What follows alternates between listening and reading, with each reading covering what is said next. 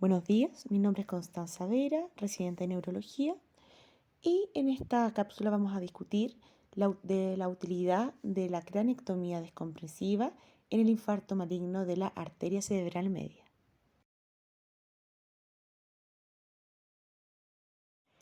El infarto maligno de la arteria cerebral media se define como un infarto extenso o un gran infarto que se va a asociar con un mal resultado, principalmente secundario al gran edema isquémico con el cual se va a acompañar, que va a generar un aumento temprano de la presión intracraniana con una posterior hernia cerebral y finalmente desencadenando la muerte.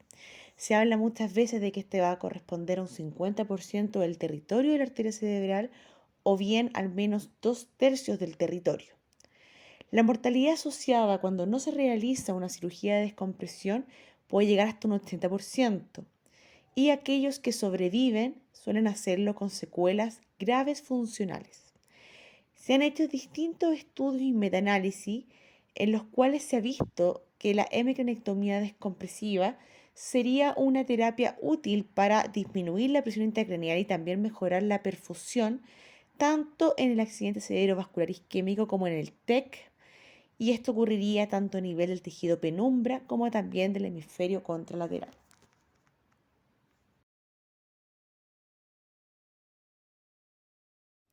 En base a lo anterior, es importante buscar alguna manera de predecir aquellos infartos que van a evolucionar con un edema maligno que va a conllevar a la mayor morbimortalidad. En base a esto se han desarrollado distintos scores, como los que podemos observar, y además de características clínicas de los pacientes, del NIH que tiene y algunas alteraciones de laboratorio como la glicemia, signos de inflamación sistémica como el recuento de glóbulos blancos, etcétera, se da un hincapié a los hallazgos imagenológicos del escáner y de la resonancia, en los cuales destaca la presencia de una hipodensidad en relación a la arteria cerebral media y su territorio vascular que aparezca antes de las 6 horas, la aparición de una oclusión en T en el estudio angiográfico, el escaso flujo sanguíneo a nivel colateral, la extensión del volumen del infarto mayor a 220 ml en el escáner y también un desplazamiento de la línea media mayor a 3,7 milímetros, llegando hasta 5 milímetros entre las 24 y 48 horas siguientes del inicio del accidente cerebrovascular.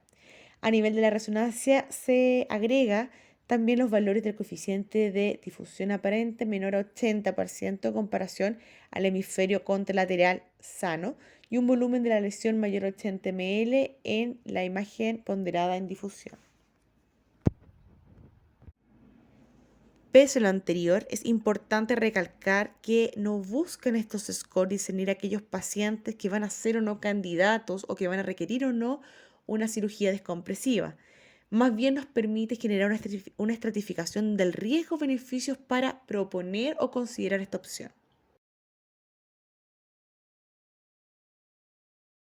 El enfoque típico para la descompresión quirúrgica es una hemicranectomía descompresiva frontal temporoparietal que se realiza con una incisión por detrás o por delante de la oreja en forma de signo de interrogación invertido, y luego se va a retirar el músculo temporal y el cuero cabelludo para dejar expuesto el cráneo. La longitud no debe ser inferior a 12 a 13 centímetros según las distintas recomendaciones, y la idea es exponer el piso de la fosa craneal media. Y una vez conseguida la descompresión ósea, se hace una durotomía, en la cual la dura madre se aproxima al pericráneo con o sin un halo injerto.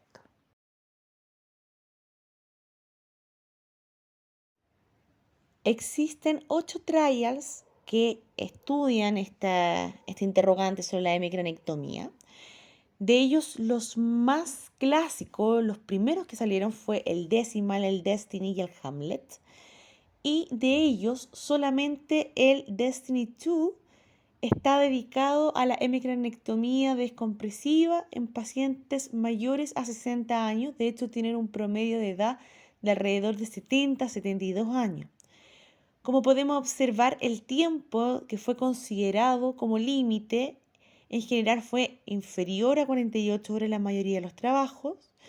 Las variables de edad, algunos incluyeron pacientes hasta 60 años, incluso menos, otros no pusieron un límite superior. ¿ya? Pero la mayoría hablaban de pacientes más jóvenes, alrededor de los 50 años. Otro criterio que es importante es el NIH del paciente, que debe ser, por supuesto, un NIH relativamente alto, pero no en exceso. Acá generalmente habla sobre 15. Y también se considera el estado funcional del paciente previo al stroke. En general se habla de un ranking modificado de un 0 a 1, máximo si llega hasta 2. En relación a la neuroimagen, se habla de que tiene que ser un compromiso del territorio de la arteria cerebral media superior a un 50% o 2/3, según algunos otros estudios que ocupan esa referencia. Y podemos observar a la derecha que acá están los hallazgos principales, porque en la mayoría de ellos los outcomes principales fue ver la mortalidad a los 30 días y la funcionalidad del paciente a los 6 meses y al año, lo cual vamos a revisar a continuación.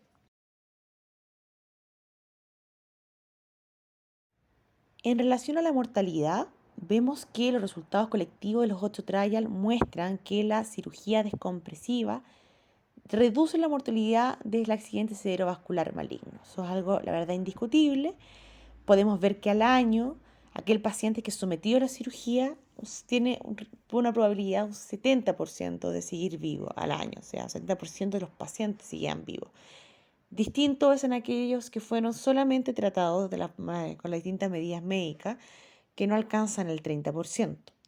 Y esto nos da un número total de necesidad de tratados de 3, para en el fondo que uno se mantenga vivo al año.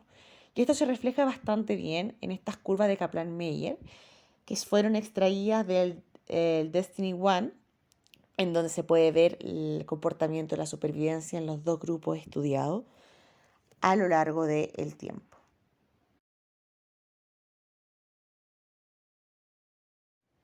Pero cuando lo que evaluamos es la funcionalidad, nos damos cuenta que acá el escenario es diferente.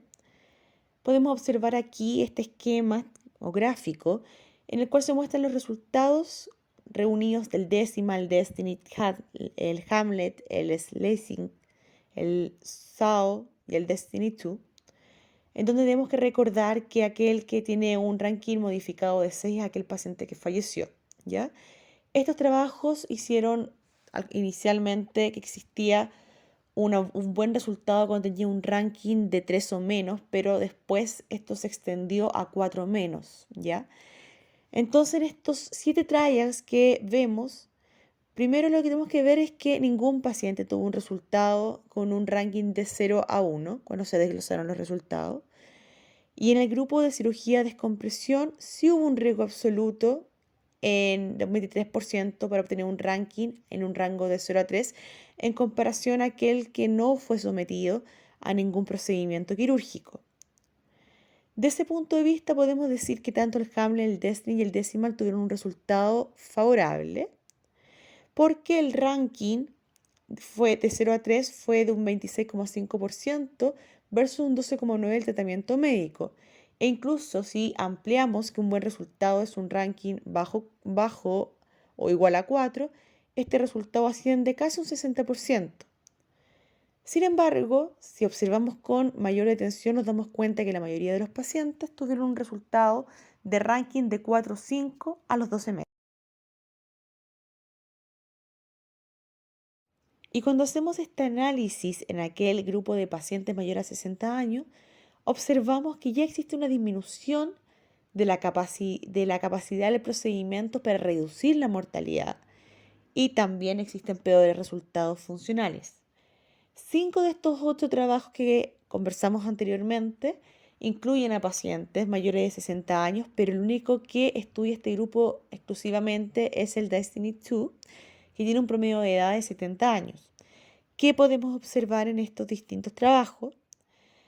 En general, estos pacientes o mueren o van a quedar en ranking 5. No hay resultado dentro de estos trabajos en que se hayan visto que los pacientes queden con un estado de un ranking de 0 o 2. E incluso en otros estudios se ha observado que este mal resultado funcional y también de mortalidad se comienza a observar en mayores de 50 años. Otra lista que es importante mencionar, porque muchas veces es considerada para tomar la decisión, es si este infarto afecta el hemisferio dominante o no dominante.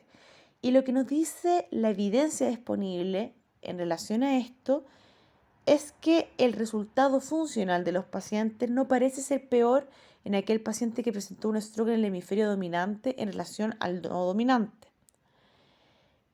Y esto pudiese estar atribuido a que los resultados funcionales fueron evaluados en escala como el Bartle, el Glasgow, el Rankin, que no reflejan bien el grado de discapacidad atribuible a la fascia, pero tampoco van a considerar la negligencia, por ejemplo, por un compromiso importante del hemisferio no dominante.